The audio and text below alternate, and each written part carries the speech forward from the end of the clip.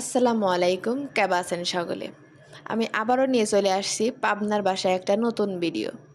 আজকে আমি শেয়ার করব আলু দিয়ে ডিম রান্নার রেসিপি। তো চলেন বেশি না কথা কয়ে শুরু করা যাক।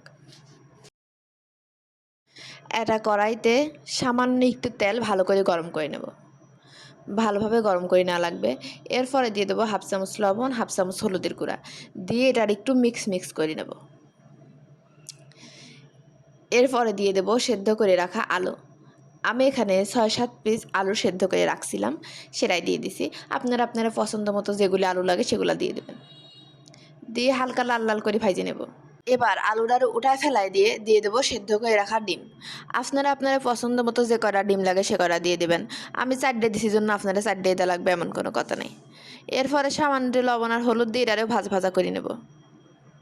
ভাজা হয়ে গেলে এটা তুলে নেব। এবার এটা মশলা বানিয়ে নেব। দিয়ে দেবো কয়েক টুকরা রসুন, সাথে একটা কাঁচামরিচ, 4টে এলাচ আর পেঁয়াজ, সাথে হাফ চামচ জিরা দিয়ে সামান্য একটু পানি দিয়ে এটারে ব্লেন্ড করে নেব। আপনারা পাটায় বাটে নিতে পারেন। এবার কড়াইতে তেল গরম করে দিয়ে দেবো অনেকখানি পেঁয়াজ কুচি দিয়ে এটারে লাল লাল করে ভাজবো। ভালো করে নাড়াচাড়া করতে থাকবেন যাতে পুড়ে না যায়। এরপরে দিয়ে দেবো হাফ চামচ জিরা দিয়ে একটু নাড়াচাড়া করে এটারে তুলে নেব। এটারে আমার আপনাদের বাসায় বলে বাজনা, আপনাদের এলাকায় কি বলে জানি না, আপনারা পেঁয়াজ বেরেস্তাও বলতে পারেন। এরপরে কড়াইতে তেল গরম করে দিয়ে দেবো 1 টুকরা তেজপাতা, 1 টুকরা দারচিনি আর বানায় রাখা মশলা দিয়ে নাড়াচাড়া করে দিয়ে দেবো টমেটো। আমি এখানে একটা বড় সাইজের টমেটো দিয়ে দিছি, আপনারা চাইলে এটা না দিলেও হবে। নাড়াচাড়া করে দিয়ে দেবো 1 চামচ লবণ দিয়ে আবারও নাড়াচাড়া করে দেবো। নাড়াচাড়া করে ঢাকা চাপা দিয়ে রাখবো। ঢাকনা খুলে আবার নাড়াচাড়া করব।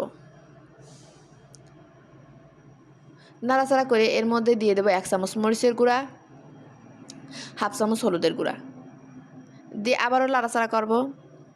নাড়াচাড়া করে আবারও ঢেকে দেবো।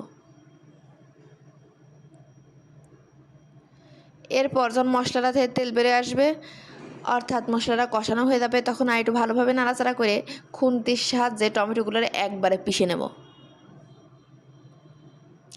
এরপরে আমি এনে কয়টা মটরশুঁটি দিয়ে দিছি, আপনারা চাইলে এটা নাও দিতে পারেন, আপনাদের পছন্দ। এরপরে দিয়ে দেবো ভাজি রাখা আলু দিয়ে আর একটু নাড়াচাড়া করে সামান্য একটু পানি দিয়ে দেবো।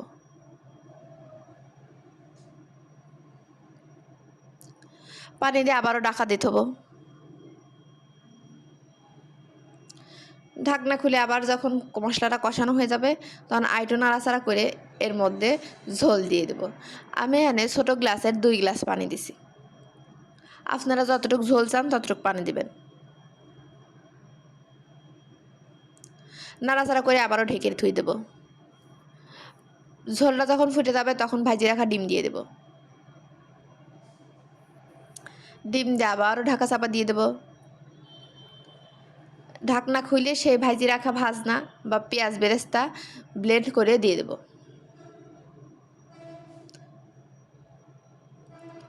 দিয়ে নাড়াচাড়া করে লবণ চেক করে নামাই নিলে রেডি সুস্বাদু ডিম রান্না। আপনারা অবশ্যই বাসায় একবার ট্রাই করবেন। আমার এই ভিডিওটি যদি আপনাদের ভালো লেগে থাকে তাহলে লাইক, কমেন্ট এবং শেয়ার করবেন এবং আমার চ্যানেলটিকে সাবস্ক্রাইব করে দিবেন। আল্লাহ হাফেজ।